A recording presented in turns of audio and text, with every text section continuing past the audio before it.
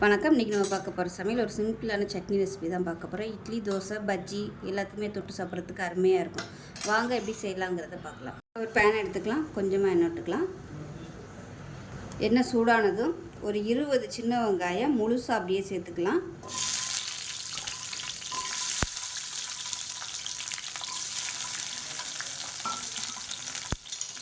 இப்போ இந்த வெங்காயம் நல்லா வதங்கணும்.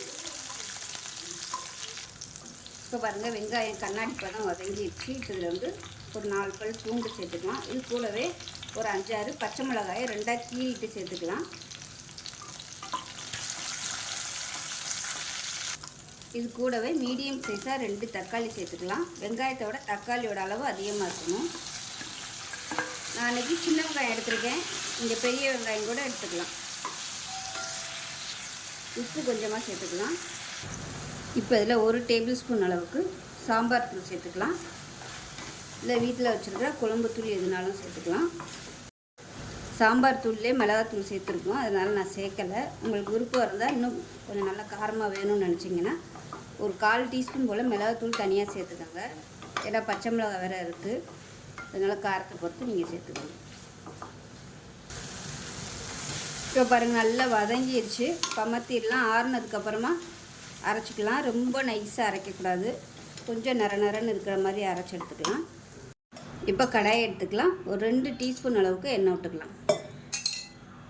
எண்ணெய் சூடானது 1 டீஸ்பூன் கடுகு, 1 டீஸ்பூன் உளுந்து, கொஞ்சமாக வரமிளகாய் சேர்த்துக்கலாம். இது கூடவே பெருங்காயம் சேர்த்துட்டு இப்போ நம்ம அரைச்சி வச்சுருக்க அந்த சட்னியை இதில் சேர்த்துக்கலாம்.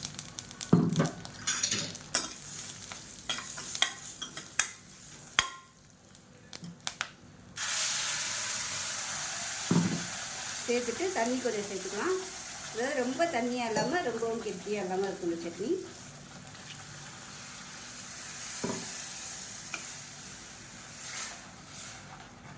லைட்டாக ஒரு 2 கொதிக்கவும் அமர்த்திடலாம். இப்போ பாருங்கள், லைட்டாக அப்படியே கொதிக்க ஆரம்பிச்சிருச்சு. இந்த ஸ்டேஜில் அமர்த்திடலாம். இந்த சட்னி இட்லி, தோசை, பஜ்ஜி இந்த மாதிரிக்கெலாம் கூட தொட்டு சாப்பிட்றதுக்கு சூப்பராக இருக்கும். செஞ்சு பாருங்கள். செஞ்சு பார்த்துட்டு எப்படி இருந்துச்சுங்கிறத சொல்லுங்கள். வீடியோ பிடிச்சிச்சுன்னா லைக் பண்ணுங்கள், கமெண்ட் பண்ணுங்கள், சேனலை சப்ஸ்கிரைப் பண்ணுங்கள், பக்கத்தில் பெல் பட்டனையும் ப்ரெஸ் பண்ணுங்கள். நன்றி.